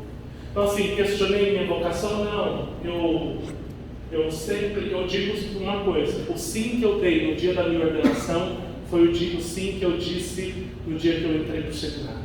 Difícil foi antes, mas depois que eu entrei, eu fui firme. Tá? Deixa eu fazer essas perguntas para o senhor, Mário. Sim. Como foi a reação da sua família quando soube da sua vocação? Péssima. A primeira, eu quis ir para o seminário quando eu tinha 18 anos, mas não ia dar certo, não estava preparado. Porque ali, gostava de namorar demais, né? Não ia dar certo, eu não tinha ficado. Passou o tempo, mas nessa época minha mãe falou assim para mim, olha, se você for para lá é você indo para o seminário e eu morrendo indo para o hospital. Então assim, a família não apoiou, não consegui, tá? A reação foi péssima, nem meu irmão, pai, mãe, ninguém aceitou, porque não eram religiosos. Da segunda vez, quando eu fui, eles foram favoráveis? Não. Só que eu cheguei e disse assim, pai, o senhor casou com a minha mãe porque o senhor quis. Mãe, a senhora vive com meu pai porque a senhora quis. E agora chegou a hora de eu ser feliz. Aí não tinha o que questionar. Então eu fui, meu pai chorou, minha mãe chorou, minha irmã achava que eu estava ficando meio doido, né? Minha irmã me ligava toda semana falando assim, filho, ela me chama de filho, né? Filho, você está bem? Você não está acontecendo alguma coisa? Porque eu namoro de 8 anos, né, gente, né? Não é fuga, não é alguma coisa. Gente, não, eu quero isso. Eles sabiam disso. Eu vivia a minha vida na igreja. Eu comecei a perceber que eu tinha que ir para o seminário, porque eu ficava 10 horas cuidando de jovem depois namorava 4 horas, e para mim 4 horas já estava de saco cheio, já bastava. Mas eu passava 10 horas com jovens. Eu falei, pô, se eu gosto mais de ajudar os outros do que de estar com a minha namorada, está errado, então tem que ser padre. Simples assim. Eu peguei, tomei a decisão. Quais são os seus planos para a vida religiosa, para a fraternidade? Tá.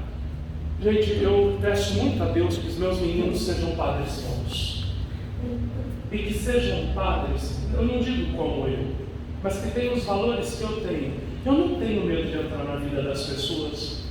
Eu não tenho medo de ser moderno, não tenho medo de questionar as coisas, eu não tenho medo de fazer crítica à política, à economia, ao que a gente vê. Eu procuro ajudar e amar. Eu tenho amor pelos pobres, pelas famílias e pelas pessoas que estão perto de mim. E oração de pastor. Eu só quero que meus meninos sejam pastores, que cuidem do povo de Deus. Eu não sou melhor que os outros, eu sou um pecador, mas eu gostaria que eles tivessem um coração desejoso de amar as pessoas e fazer o bem para elas. E uma igreja que não seja uma igreja chata, mas seja uma igreja que possa levar alegria para os outros. É o que eu espero da fraternidade. Também espero que nós tenhamos muitas vocações, estejamos em muitos lugares ajudando o povo. Sim. Uma vez eu vi que os padres são solitários. Eu acompanhei uma mulher na Instagram, ela me mostrar que eles são solitários, ela poderia ser solitária. Não. Eu não. Eu moro com 20 pessoas. Não, mas existe isso porque o padre diocesano mora sozinho. Então pensem numa coisa. Chega Natal, Natal é uma festa que mexe muito. Todo mundo está com a sua família. O padre terminou ali, se a família dele não mora perto, ele vai ficar sozinho na casa dele. Então, por isso, nós precisamos de famílias que apoiem o sacerdote. Porque a família do sacerdote deixou de ser seu pai e sua mãe. Passa a ser a igreja. Por isso, precisa rezar pelos padres, precisa ser carinhoso com os padres. Gente, nós também temos afeto, estão entendendo? O padre recebe afeto, não é de uma mulher. E aí que se vive bem uma vocação. O meu afeto eu recebo de vocês. Vocês pensam que o abraço de uma criança para mim, sabe? O carinho de uma criança que é puro, gente, isso faz um bem que vocês não têm noção. Quando eu vejo vocês felizes comigo, quando eu vejo dando risada na homilia porque estão gostando, se alimentando, isso para mim, vocês podem, talvez vocês nem sabem do que isso é, mas é um afeto tão grande sendo demonstrado para o coração do padre, isso completa, preenche. Então existe sim padres que passam por solidão. Padre vai passar por solidão? Em algum momento precisa.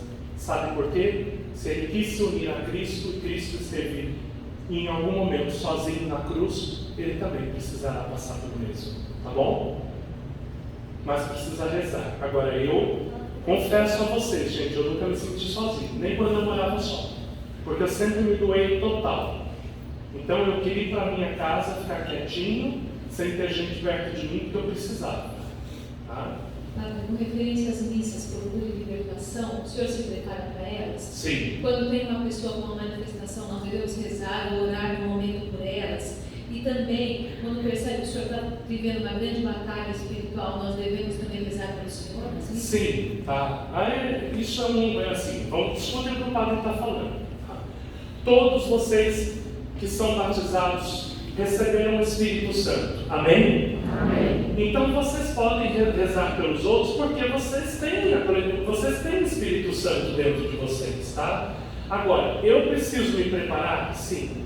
Porque acontece batalha espiritual. Acontece mesmo, assim. Mesmo. E eu rezo, eu faço adoração, eu tenho toda uma preparação no dia. Geralmente é um dia muito atordoado, é impressionante. Estou abrindo uma coisa para vocês. É o dia que mais me procuram, o dia que mais querem falar comigo. Então já fiz várias tentativas. Antes eu vinha e ficava na sacristia aqui. Aí não dava, eu vim para uma sacristia embaixo. Também não acertou. Agora eu já fico em casa, porque eu saio da oração, venho direto passo para a sacristia e entro para o altar. Tem dia que entrando para o altar eu já estou sentindo a batalha muito forte. Tá? O que é a batalha? A batalha são ataques espirituais que eu sinto porque as graças vão acontecer. Mexem no meu físico, no psicológico, né? Como isso acontece? Não sei. Mas que existe? Existe. Vocês podem rezar pelo padre? Se estiverem em estado de graça, sim.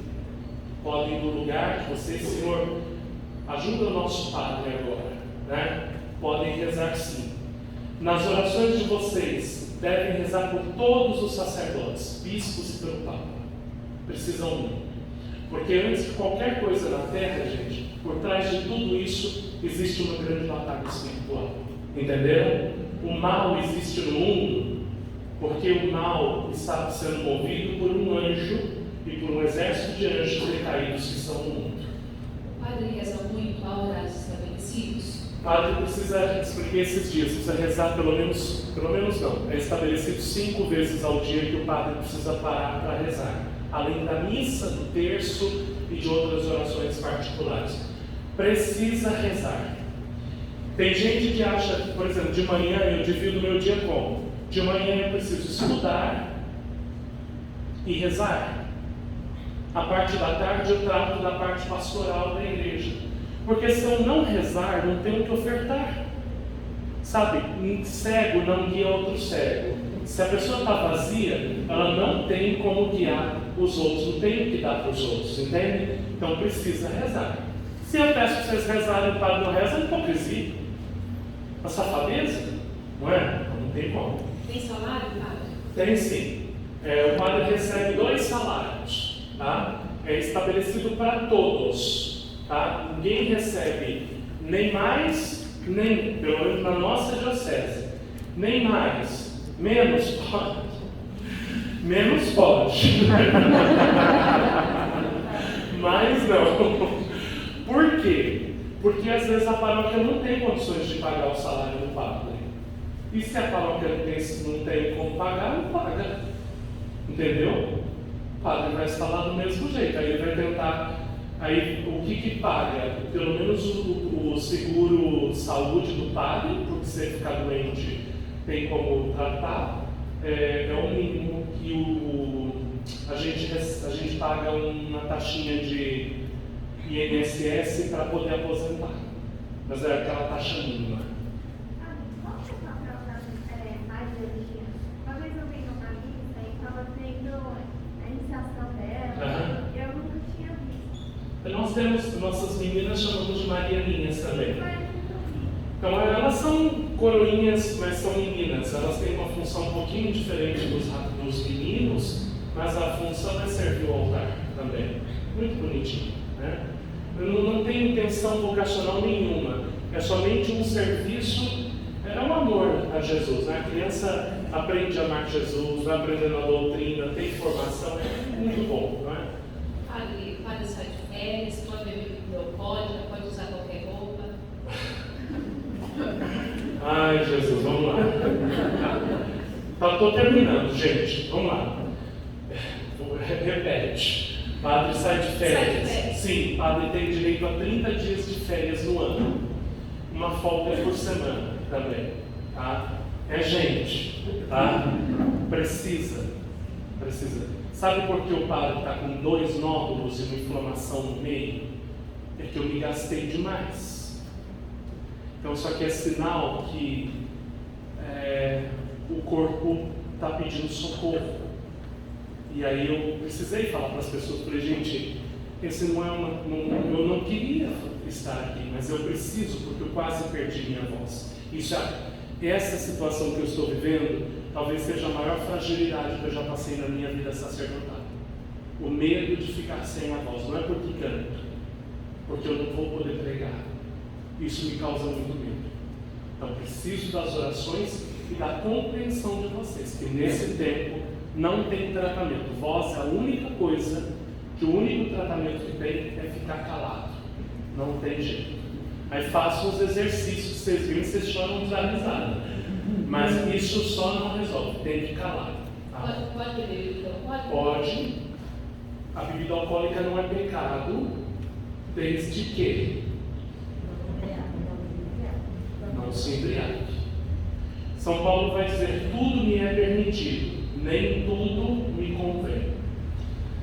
Então, assim, eu acho que não é saudável um padre ficar bebendo na frente dos outros. Não acho. Mas também, se o padre tomar uma taça de vinho ou que seja um copo de cerveja também, isso vai estar desmerecendo ele em quê? Agora, quando isso passa a ser uma situação, e sobretudo a gente tem que ter bom senso. Por exemplo, eu sei de uma família que, por exemplo, passa dificuldade com alcoolismo. O padre vai beber? E assim, para um padre, gente, a bebida não pode ser assim, nossa, vamos fazer alguma coisa para a gente poder tomar cerveja. Pelo amor de Deus. O que importa para um sacerdote tem que ser a alma, não outras coisas. Não é? Então, conseguiram entender? Tá? Essa é uma orientação para todos. Hoje eu falava para o meu filho, para o irmão Fernando, né? Fui pegar flores para enfeitar a igreja. E aí eu vinha no caminho falando com ele alguma coisa que eu não sei porque entramos nesse assunto. E aí eu falava justamente isso. Eu falei: Fernando, o catecismo não fala que beber é pecado. Mas o grande problema é o seguinte: se você for num país como Portugal, todos os dias, na hora do almoço, vão abrir uma garrafa de vinho e vão tomar. Se você for na Polônia, eles vão tomar vodka, porque é país de muito frio. Na Alemanha, eles vão tomar cerveja, faz parte da... Gente, sabe onde surgiu a cerveja? Dentro de um monastério. Foram os monges que fizeram. Porque no dia de jejum, como não podiam comer, tinham que ter algo que pudesse alimentar. Agora, cerveja de trigo, não é? Então, tomavam aquela cerveja para passar o dia de jejum. Isso não pode ser, como fala, alforria para falar, os padres, o monge bebe, então, eu vou mandar dele. Não. Então, se você passou, eu acho que assim, tem que ter bom senso, gente, pelo amor de Deus, sabe, se chegou num ponto que você percebeu que já relaxou, parou, isso é o máximo, tá? Eu tenho muito medo de falar isso, porque o grande problema é que as pessoas não observam isso. Se observassem, estava muito bom. Então, se eu tiver que falar para os outros, eu falo: não bebam. Entenderam? A doutrina da igreja é: beber cerveja é pecado? Não. Quanto eu devo beber, qual é o problema? Tá? Então, passou daquela questão que você sentiu, que você está, sei lá, não sei nem como falar, como vai expressar isso, sei lá, meio relaxado, cagou, parou. E quem tem uma tendência, não coloque na boca. Não coloque. Vai ser a sua derrota. Ele pode usar qualquer tipo de roupa? Ai. O Catecismo da Igreja Católica vai dizer: a veste do sacerdote é o hábito talar. O hábito talar é este aqui, batina. Pode usar o clergyman, que é a calça com uma camisa de manga comprida, ou curta com uma golinha branca. Essa gola branca chama-se clergyman, tá? Essa é a roupa do sacerdote. Aqui no Brasil, e agora em alguns lugares do mundo, começou uma ideia assim: a batina afasta demais o padre dos outros. Nunca vi isso. Se eu vou no mercado, o povo vai atrás de mim pedir bênção. Na rua, no carro. Olha, fui comer numa pizzaria, a tiazinha foi lá chorando: padre, tira uma foto, nunca tinha um padre desse jeito. Todo mundo vem atrás de mim. No aeroporto, gente, é que eu não ligo, sabe? Mas eu vou passando e o povo vai quebrando o pescoço, né? O que é isso? É um padre. Por que se assusta? Outro dia no mercado a menina disse assim: mãe, por que ele está de vestido? Né? Eu falei: não é vestido, minha filha, é batina. Né? As crianças não sabem mais o que é um padre, não veem. Como é que vão saber? É verdade ou não é? Aí agora, roupinha apertada não é sacerdotal. O nosso direito canônico vai dizer que o padre, se usar roupa social, deveria pelo menos usar um sinal que identifique ele. Usam? Não.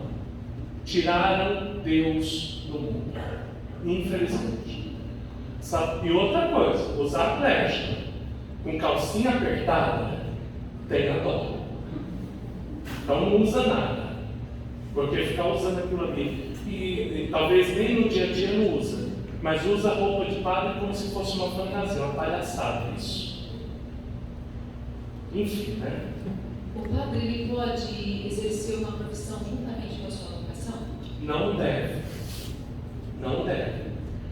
O catecismo, o Código de Direito Canônico, que é a lei que rege a igreja, diz que o sacerdote deve se dedicar a isso. Agora, ele pode ser um psicólogo? Pode. Se isso ajudar no ministério dele, pode. Ele pode ser médico? Sim, tem padres médicos. Ele vai exercer a profissão de médico? Não. Ele vai ser padre.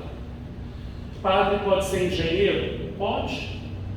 Vai ajudar na construção de igrejas, essas coisas, arquitetos também. Mas tudo tem que ter a ver com o ministério sacerdotal e com a necessidade da igreja. Mas tudo tem que estar a serviço da igreja. Agora, nem sempre é assim. Tá? Tem padre que tem consultório, tem padre que tem comércio e por aí vai. Não deve. Não deve. Diante de uma morte, acho que a Adriana viveu comigo aqui na paróquia a morte do meu irmão. O período da morte do meu irmão. E a morte do meu irmão foi uma ocasião para que eu pudesse falar de ressurreição para minha família. E para mim. Da morte do meu irmão pode parecer estranho, mas eu tirei tantas coisas bonitas. Tantas coisas bonitas. Então, eu acho que a gente pode tirar, mesmo do sofrimento, muitos sinais que Deus nos dá. Tá bom? É isso. Padre, como fica o coração do padre? Como fica o coração do padre? Você não ouviu isso? Gente, eles vão me matar, Adriana. Padre, como fica o coração do padre quando ele tem que ser transferido e se ele pode se negar a se mudar para outra paróquia? Obediência faz com que nós estejamos prontos para ir aonde nos mandarem. O padre pode dizer não? Pode. Vai ser aceito o não dele? Provavelmente não. Então, não adianta nada, porque eu entendo que através do bispo a graça de Deus é manifestada, sabe? De verdade, gente, quando era para mim vir para cá, eu não queria vir. Não, eu estou falando a verdade para vocês, mas eu vim. Sim, eu vim com o meu coração aberto, né? Ainda recebi um recadinho de Deus antes de vir, né? Eu vim com o meu coração aberto, né? E lógico, hoje estou apaixonado pela paróquia, né? Que eu fazia parte daqui. Eu participei de grupo de jovens aqui, neste lugar. Então, eu não queria voltar, porque, bom, enfim, tinha uma série de coisas. Mas a vontade de Deus se concretizou e hoje sou tão feliz aqui. Daqui 1 ano, 2, 3, 4 eu vou sair. Não sei quando. Tanto quanto estiver aqui, quero viver plenamente. Quando sair daqui, vou amá-los, vou levá-los dentro do meu coração, vou rezar por vocês, mas entenderei que Deus tem um outro rebanho para me cuidar. Tá? É assim que o padre tem que viver. Mas olha, assim, a gente não pode se apegar. Por favor. Mas tem que ter os padres à sua altura para substituir. Gente, cada padre é um padre, entende? Nunca vamos ter padres iguais, né? E uma coisa que a gente precisa compreender é isso. Eu sou um comunicador, eu tenho ciência disso. Eu nunca fiz curso, tá, gente? Deus me deu essa graça de comunicar. Aprendi sozinho esse negócio de bater palma. Eu falei, quando o pessoal está dormindo, a gente sai uma salva de palma lá, todo mundo acorda, fala um com o outro, dá uma mexida, porque senão quem aguenta escutar um? Quanto tempo vocês estão escutando aqui? Ninguém aguenta, gente, não aguenta, né? Então tem que dar uma mexida, uma chacoalhada no pessoal, sabe?